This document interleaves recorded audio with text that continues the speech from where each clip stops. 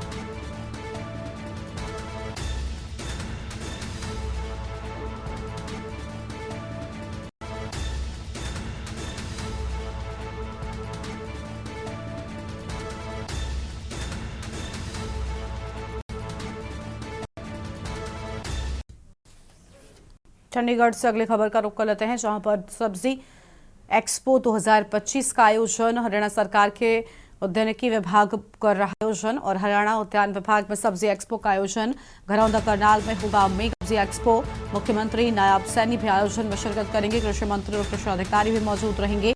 22 और 23 मार्च तक चलेगा आयोजन।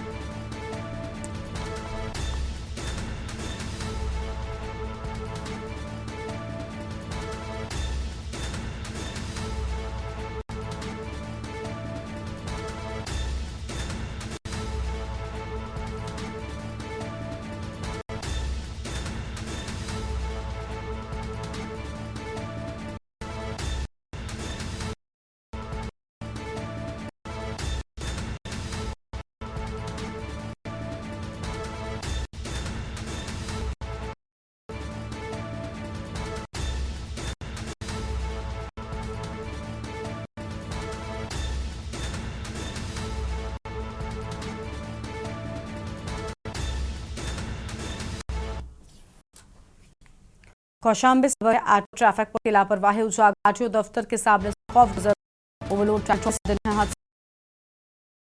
ट्रक यात्रियों की सुरक्षा से हुआ खिलवाड़। प्रशासन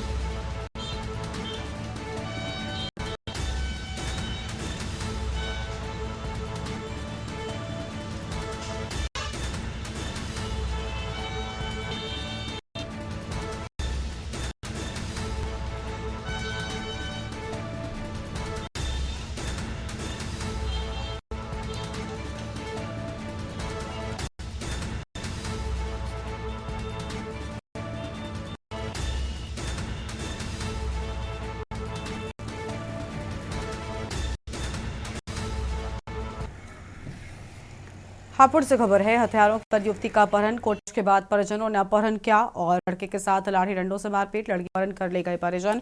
बयान दर्ज कराने जा रहे थे प्रेमी युगल। लड़की के परिजन मारपीट कर लड़की का अपहरण। लड़की का अपहरण कर परिजन का फरार। लड़की के अपहरण मारपीट का वीडियो वायरल हुआ। गढ़ कोतवाली क्षेत्र का है पूरा मामला। बड़ी जानकारी आपको हम बता रहे हैं।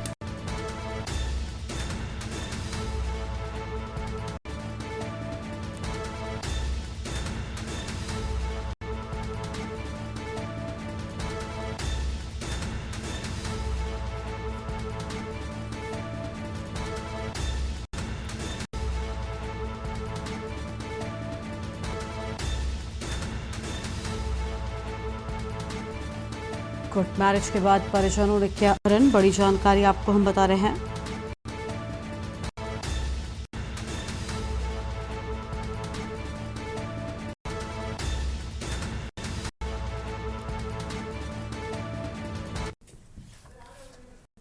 खबर है बलिया से, जहां पर फेफना क्षेत्र के सिंहपुर गांव में पड़ोसी खेत में बचाने को लेकर हुए विवाद में एक युवक अवधेश कुमार को लाठी डंडों से पीट पीट कर हत्या कर दी। मृतक के भाई अभिषेक कुमार के पड़ोसियों को खेत में जाने को लेकर 3 व्यक्तियों ने डंडों से पीट पीट कर घायल कर दिया। घायल युवक को अनफानन में पुलिस को सूचना देते हुए जिला चिकित्सालय पहुंचाया गया, जहां डॉक्टरों ने उसे मृत घोषित कर दिया।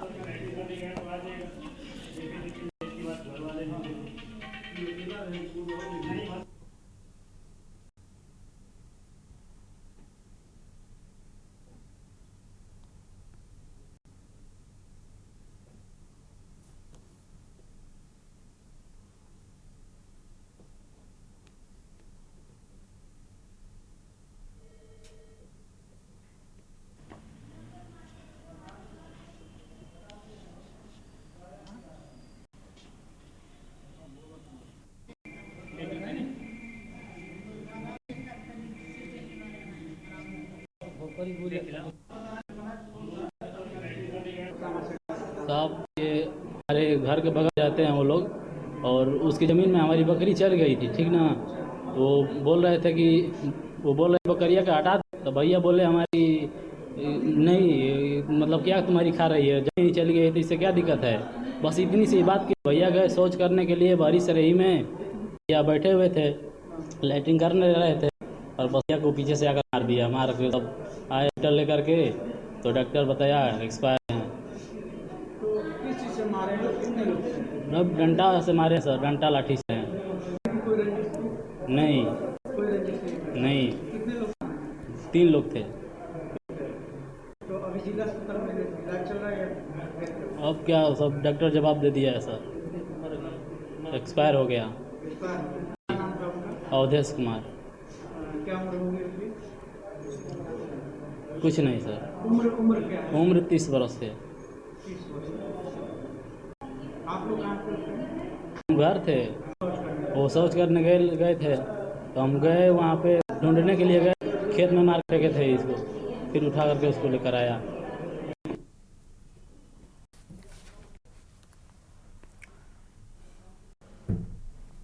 अगली खबर लखनऊ से सामने आ रही है। इस बीच लखनऊ से बड़ी खबर का रुख कर लेते हैं। आम जानकारी आपको हम लखनऊ से बताएंगे। शिक्षकों के तबादले के लिए 22 मार्च अपडेट करें, यह अहम जानकारी आपको हम बता रहे हैं।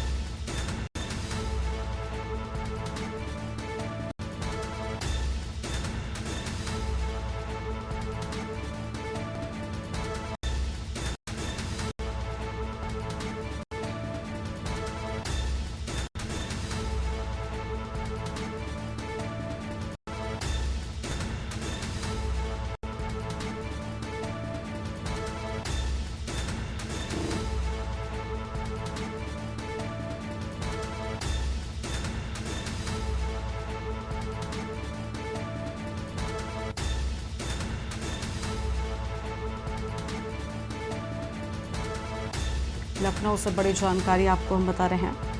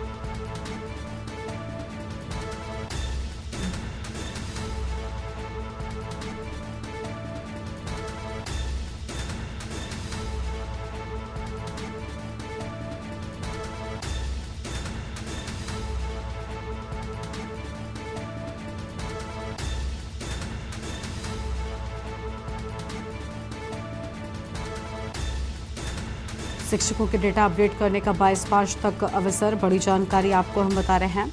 महानिदेशक स्कूल शिक्षा ने सभी बीएसए को दिया निर्देश, यह हम जानकारी आपको हम बता दें। महानिदेशक स्कूल शिक्षा ने सभी बीएसए को निर्देश दिया है, यह हम खबर आपको हम बता रहे हैं।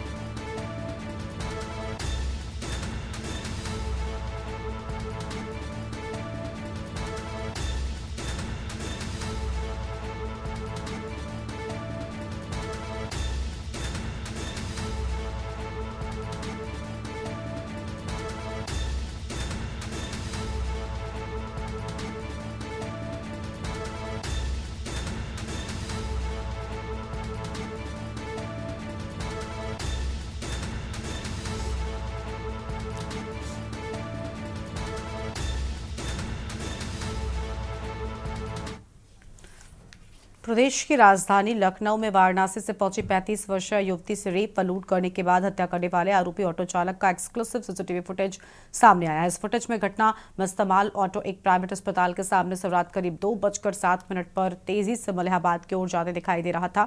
खास बात यह है कि कुछ देर बाद 3:24 पर ऑटो उसी रास्ते से लौटते हुए भी दिखाई दे रहा है।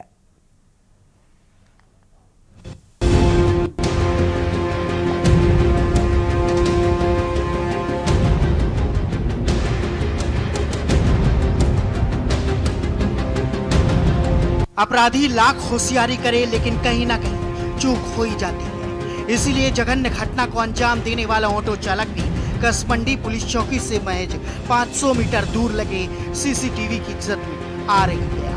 फुटेज से सहज अनुमान लगाया जा सकता है कि वारदात को अंजाम देने के लिए ऑटो ड्राइवर ने जानबूझकर इस सुनसान रास्ते को चुना।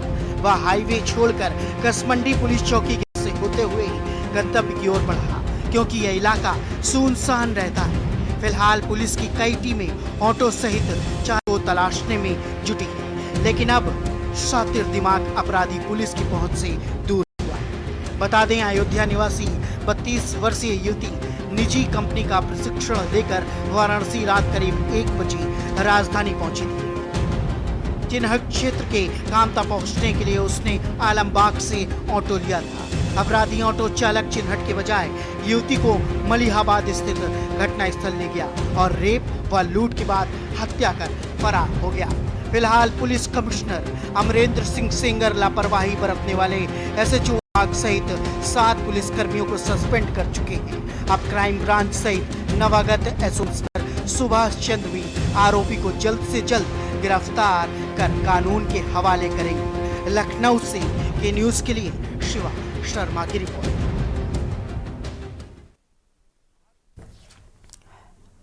आगरा से खबर है। जीवित महिला को मृत दिखाकर विधवा पेंशन बंद ब्लॉक सत्यापन में गंगा देवी को मृत घोषित किया गया। तो आगरा से यह अहम खबर आपको हम बता रहे हैं। पेंशन बंद होने पर जानकारी करने गई तो सच सामने आया। 1 साल पहले ब्लॉक सत्यापन में कर दिया था मृत घोषित। जिला प्रोबेशन विभाग की बड़ी लापरवाही उजागर। बुजुर्ग ने ब्लॉक प्रमुख आशीष शर्मा से की शिकायत। चंदौली ब्लॉक प्रमुख ने सीडीओ को दी जानकारी। मामले की गंभीरता को देखते हुए जांच के आदेश जारी। गंगा देवी ने पेंशन बहाल करने की गुहार लगाई।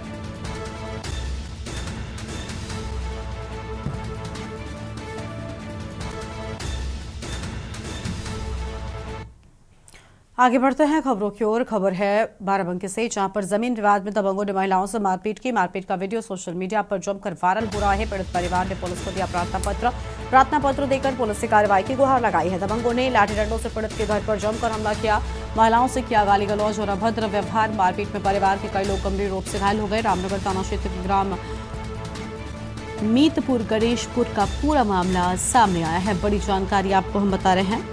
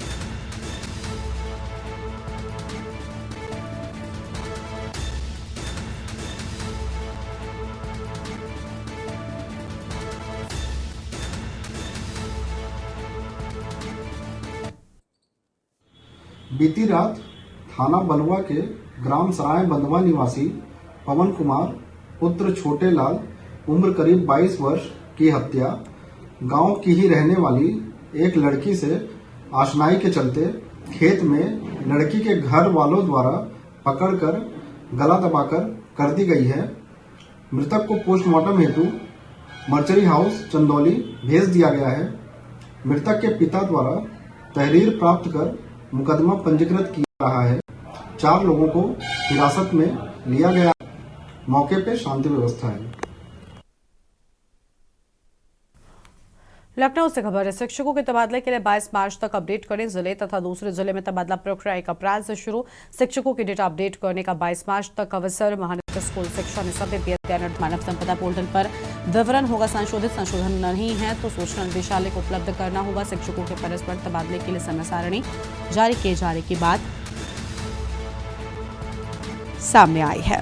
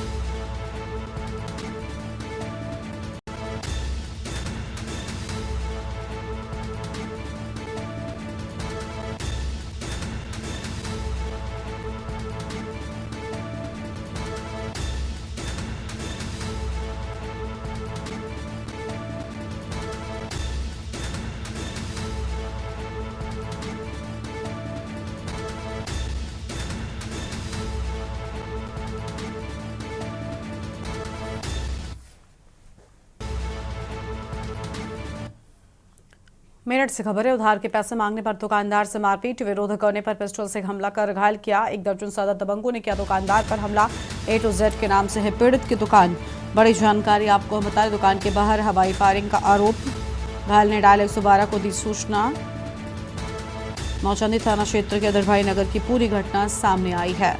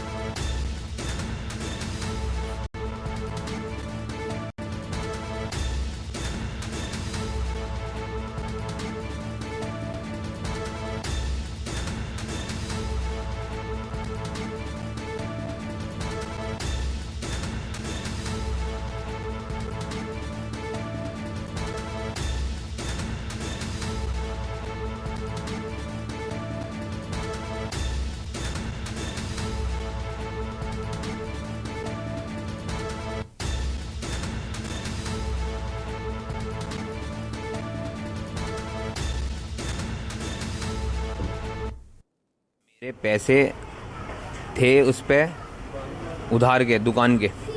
अब मैंने उससे पैसे मांगे हैं, मैंने भैया मेरे पैसे दे, तो उसने कहा मैं नहीं दूंगा, अब चाहे तेरे से हो तो तू ले ले। किस पर थे? बिलाल नाम के लड़के पे। फिर क्या हुआ? अब उससे मेरी कोई तू मैं हुई है। अब उनने जाके अपने भैया को लेकर आया है। भैया को लाने के बाद बदमाशों को लेकर आया 4-5 को, और पिस्टल ला के मेरे सर पर मारी है और हाथापाई भी हुई है बहुत ज़्यादा। तो दुकान का है क्या आपकी? मेरी कन्फेक्शनरी की दुकान है।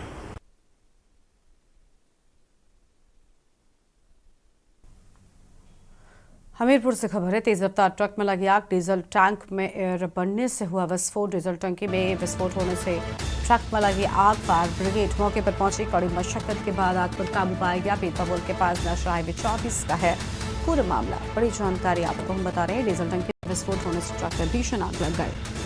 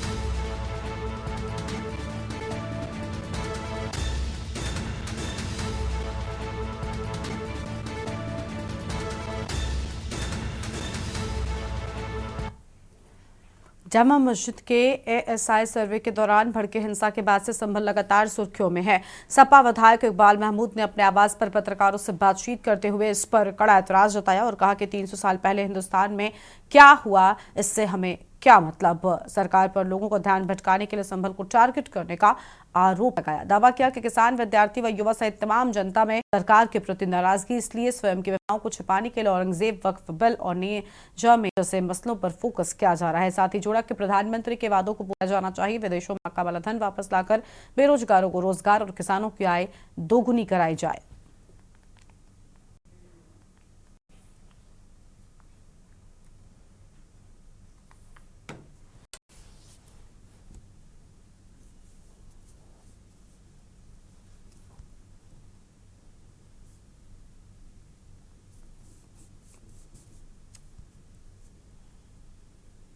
नहीं, संभल को आप लोगों ने क्यों टारगेट बना रखा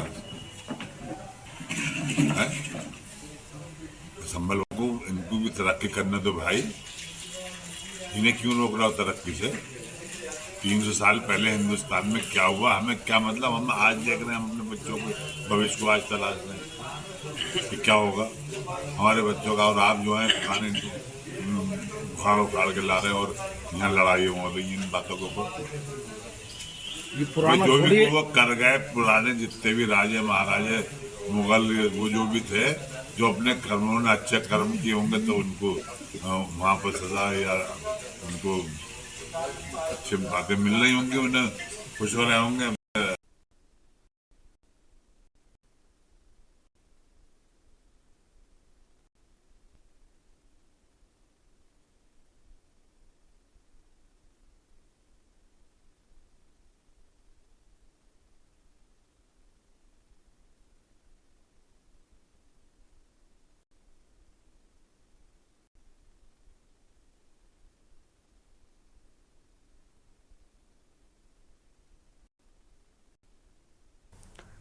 खबर अमरोहा से है, जहां पर एचटीयू थाना पुलिस ने 6 साल तक बंधक बनाकर दुष्कर्म करने वाले आरोपी को दिल्ली से गिरफ्तार लिया। एसपी अमित कुमार आनंद ने कहा कि जिले के राजापुर थाना क्षेत्र के जलालपुर कला गांव निवासी आरोपी प्रिंस और हिमांशु पुत्र नन्हे ने 6 साल पहले इसी थाना क्षेत्र के एक गांव निवासी नाबालिग का अपहरण कर लिया था। पीड़ित परिवार ने इस मामले को पुलिस से शिकायत की थी, लेकिन आरोपी का सुराग नहीं लग सका था। थाना पुलिस ने सुराग मिलने पर दिल्ली पहुंचकर आरोपी को गिरफ्तार कर यहां लाई, जिससे न्यायालय के माध्यम से जेल भेजा गया।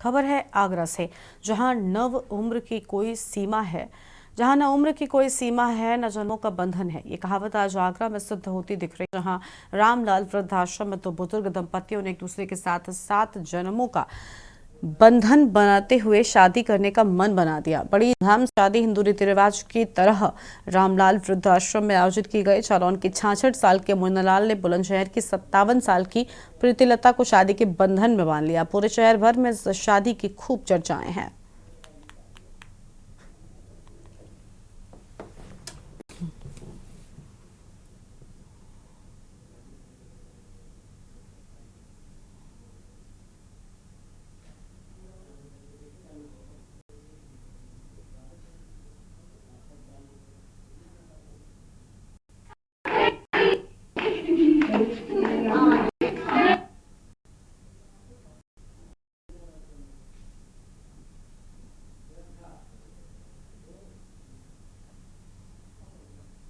शादी करने जा रहे हैं पहली बार, क्या ये कैसे पूरा एकदम प्लान में आया, कैसे बातचीत भाई, मतलब प्लान बन गया सारा।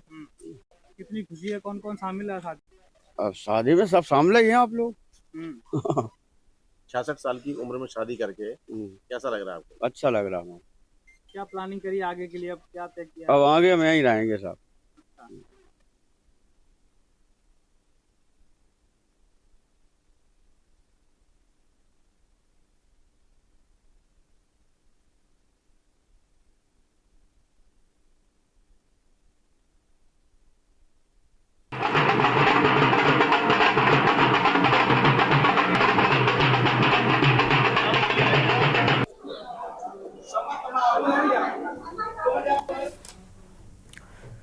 अगली खबर का रुख कर लेते हैं। लखनऊ से बड़ी जानकारी आपको हम बताएंगे, जहां पर लखनऊ मेट्रो के दूसरे फेज का निर्माण शुरू। बड़ी जानकारी आपको हम बता रहे हैं, अप्रैल से निर्माण कार्य शुरू।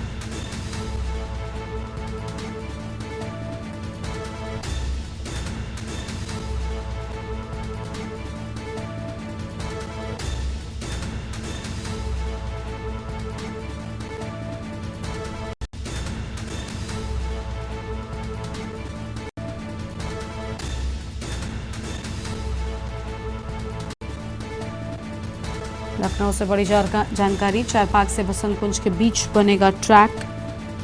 बड़ी खबर आपको हम बता रहे हैं।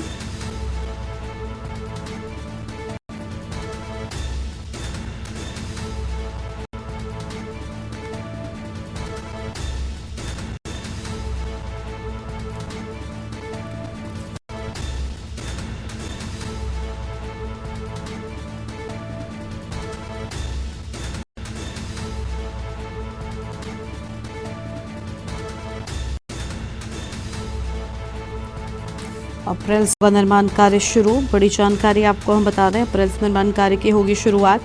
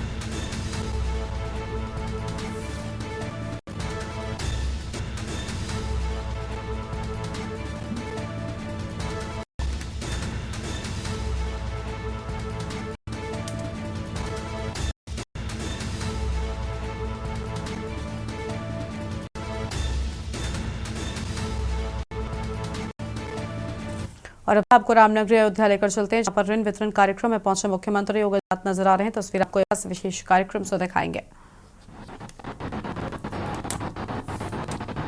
बैंक की सभी शर्तों को आपको पालन करना होगा। जो भी आएगा, अगर मूलधन का चुकता आप समय पे कर रहे हैं तो ब्याज की पूरी राशि सरकार इसका चुकता करेगी। यानी ब्याज मुक्त ऋण, यह एक बेहतरीन स्कीम है युवा उद्यमों को आगे बढ़ने के लिए, और इसके लिए मैं आप सबको हृदय से बधाई देता हूं कि अपने क्षेत्र में पारंग हो, अपना व्यवसाय आपका फलता फूलता दिखे, और इसके लिए आपने रुचि दिखाई, इसके लिए मैं आप सबका हृदय से अभिनंदन भी करता हूं। बहनों और भाइयों, हमने फरवरी 2024 में जब उत्तर प्रदेश सरकार का बजट आया था, तब हम लोगों ने घोषणा की थी कि प्रदेश के लिए हम लोग युवाओं के लिए एक ऐसी स्कीम लेकर के आएंगे जिसके माध्यम से ब्याज मुक्त ऋण उपलब्ध करवा करके उन्हें आर्थिक स्वावलंबन के पथ पर अग्रसर किया जा सके। इस स्कीम में क्या प्रावधान करना है, इसमें समय लगा, और समय लगते लगते होते होते जनवरी आ गया। तो 24 जनवरी 2025 को लोगों ने इसके पोर्टल को लॉन्च किया। लक्ष्य रखा गया था कि 31 मार्च 25 तक, यानी मात्र 2 महीने 1 लाख युवाओं को इस योजना के साथ जोड़ना है। कठिन लक्ष्य था, लेकिन ऐसा कि उत्तर प्रदेश है, देश के सबसे अधिक युवा शक्ति उत्तर प्रदेश में निवास करती है, और मुझे अच्छा लगा कि अभी योजना प्रारंभ हुई और पोर्टल लॉन्च होने के कुछ ही समय बाद उत्तर प्रदेश के युवाओं ने इस स्कीम को हाथों हाथ लिया। 3 लाख से अधिक रजिस्ट्रेशन अब तक हो गए हैं, जिसमें से 1,27,000 से अधिक युवाओं के फॉर्म स्क्रीनिंग के बाद बैंकों को भेजे जा चुके हैं, जिसमें 32 से अधिक युवाओं के लिए बैंक का लोन स्वीकृत हो गया है। शेष राशि युवा उनको मिल भी रहा। मैं स्वयं इस 7 कार्यक्रम में भाग ले रहा हूं, और ये मान करके चलिए कि यह 25, 26, 27 मार्च को हर जनपद में विशेष मेला आयोजित होने जा रहा है। उस मेले में भी युवाओं के लिए इस प्रकार की स्कीम के कैंप लगेंगे, उन्हें सर्टिफिकेट उपलब्ध होंगे, और एक युवा उद्यमी के रूप में वह भी उत्तर प्रदेश के विकास में सहभागी बन पाएगा। यह कार्यक्रम को हम तेजी के साथ आगे बढ़ाने का कार्य करेंगे। अयोध्या आज एक नई अयोध्या के रूप में उभरी है। मैं भी चर्चा कर रहा था, 2017 में पूरे वर्ष भर में अयोध्या में श्रद्धालु आते थे 2.25 लाख, 2,50,000 के 2,50,000 तक, और इस समय प्रतिदिन 1 श्रद्धालु सामने आ रहे हैं। इस वर्ष का हम आंकड़ा देख रहे हैं अयोध्या का, 2024 में अयोध्या 16 करोड़ से आया। इतना भी हम उनके लिए सुविधा दे दें, कमी नहीं। अभी आपने महाकुंभ प्रयागराज देखा होगा, महाकुंभ में 68 करोड़ से अधिक श्रद्धालु आ गया। महाकुंभ में मानवासिनी धाम, बाबा विश्वनाथ का धाम काशी, अयोध्या धाम, गोरखपुर, चित्रकूट, नेमे तीर्थयात्रियों भरे पड़े थे। लगातार 1.5 से 2 महीनों तक लोगों का आना जाना लगा रहा, और इससे अनेक युवाओं ने इस अवसर का लाभ लेकर के, किसी ने होम स्टे के माध्यम से, किसी ने ई रिक्शा के माध्यम से, किसी ने होम स्टे के माध्यम से, किसी ने टैक्सी के माध्यम से, किसी ने नाव के माध्यम से, किसी ने किराना स्टोर, चाय के दुकान के माध्यम से, किसी ने होटल से, किसी ने रेस्टोरेंट के माध्यम से बेच करके किसी ने से ही अतिरिक्त कमाई की है और तीर्थ की सेवा की, यानी हजारों लोगों के लिए नए रोजगार सृजन भी हुआ।